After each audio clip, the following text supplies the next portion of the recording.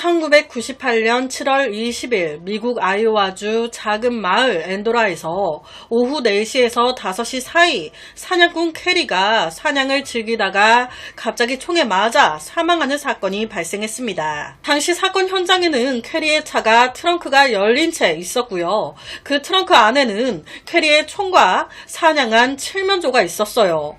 하지만 그 외에 목격자는 물론이고요. 머리카락이나 지문, 족적, 범인에 관한 단서가 될 만한 것은 아무것도 발견되지 않았습니다. 정말 치밀한 완전 범죄. 당시 캐리는 등 쪽에 총을 맞고 현장에서 바로 사망한 상태였어요. 총을 맞은 방향을 보게 된다면 캐리가 쓰러져 누워있는 방향의 반대쪽에서 총을 쏴 등에 맞은 걸로 추정이 되는데 그곳은 피터라는 한 농부의 농장이 있는 곳이었습니다. 경찰은 농장 주인인 피터를 바로 불러 수사를 시작했어요.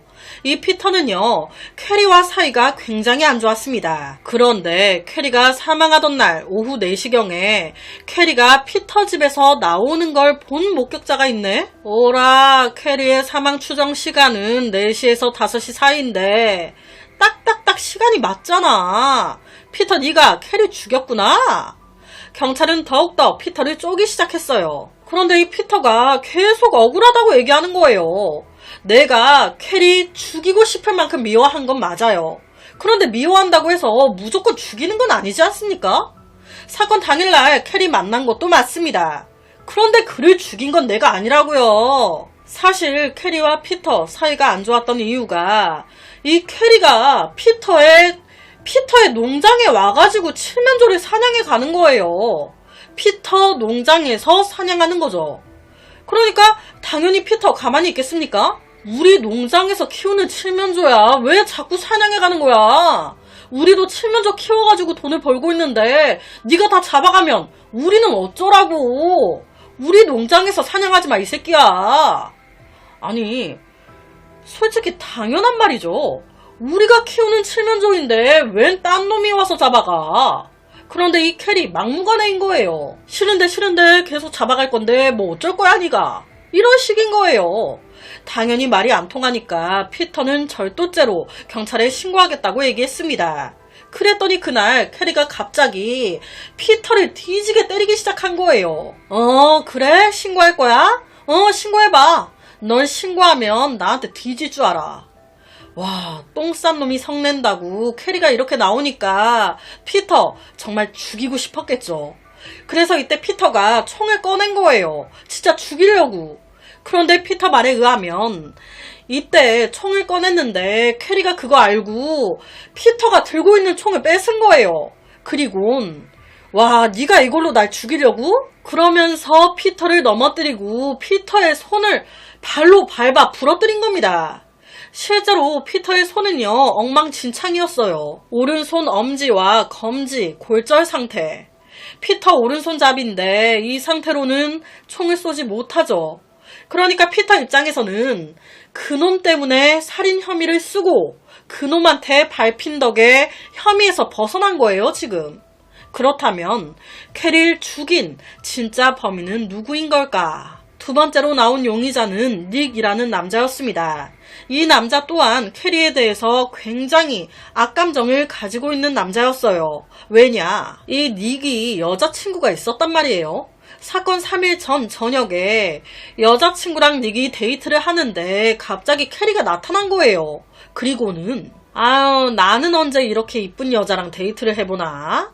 케이씨, 나한테 와. 내가 더 잘해줄게. 저런 겁쟁이랑 왜 만나?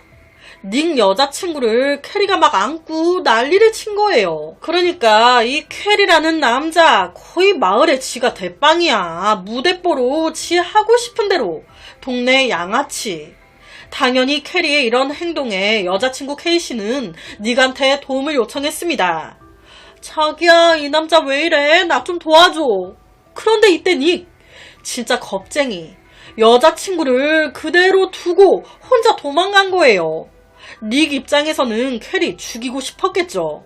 하지만 이 닉 또한 억울하다라고 얘기했습니다. 저 아니에요. 4시에서 5시 사이에 저는 케이씨랑 둘이 있었어요. 그날 저 혼자 집으로 도망가 버려서 미안하다고 다시 만나자고 여자친구 K씨를 찾아갔는데 헤어지자고 찾아오지 말라고 그러더라고요. 그래서 용서해줄 때까지 못 간다고 K씨 곁에 계속 있었단 말입니다. 그러니까 캐리의 사망 추정 시간, 닉, 알리바이가 있는 거예요. 그리고 이 닉의 알리바이는 금방 확인됐습니다. K씨가 맞다고 찾아와서 울고 불고 매달리고 난리치고 있었다고 확인을 해준 거예요. 그렇다면 도대체 캐리를 죽인 범인은 대체 누구인 걸까요? 이 외에 캐리에게 원한을 가질 만한 사람 없는데. 그러던 어느 날 경찰은 캐리의 시신에서 빼낸 총알을 조사하게 됩니다. 그 총알은 신탄총에서 발사된 총알이었는데 이 근처에서 이 총을 가지고 있는 사람 딱 한 명밖에 없었어요. 딱 한 명. 그게 누구냐? 바로 총 주인, 죽은 사냥꾼 캐리. 그러니까 자기 총에 맞아 숨졌다는 거예요. 그렇다면 캐리 스스로 극단적인 선택을 했던 걸까요? 도대체 이게 어떻게 된 사건인 걸까? 캐리가 총을 맞은 각도를 조사해본 결과 경찰은 범인을 바로 밝혀냈습니다. 범인은 바로 캐리가 사건 당일 사냥했던, 캐리가 사건 당일 죽였던 칠면조였어요. 도대체 이게 무슨 일이냐? 알고 보니 사건 당일 칠면조 사냥을 했던 캐리. 사냥을 딱 끝내고 마무리하려고 총과 사냥한 칠면조를 같이 뒀는데 우연히도 아직 숨이 끊어지지 않았던 이 칠면조의 발이 공교롭게 총의 방아쇠에 걸려 총알이 발사됐고 전화를 받고 있던 캐리에게 정확히 맞춰진 거예요. 칠면조의 발이 총을 쐈어. 빵! 그러니까 자기가 죽인 칠면조에 의해서 죽음을 당한 겁니다. 와, 이런 일이 벌어질 가능성이 얼마나 될까요? 캐리, 어쩌면 포악한 그에게 하늘이 내린 벌은 아니었을까? 옆에가 실제 말도 안 되게 칠면조가 쏜 총에 맞아 사망한 캐리 란즈의 사진입니다. 참 정말 어이가 없는 죽음이기도 하죠. 제가 또 이걸 봤어요. 우리나라 의정부에서 어떤 여성이 아파트 복도에서 이불을 털려다가 떨어질 뻔했는데 뒤에서 경비원이 잡아줘서 산 거예요. 천만다행이죠.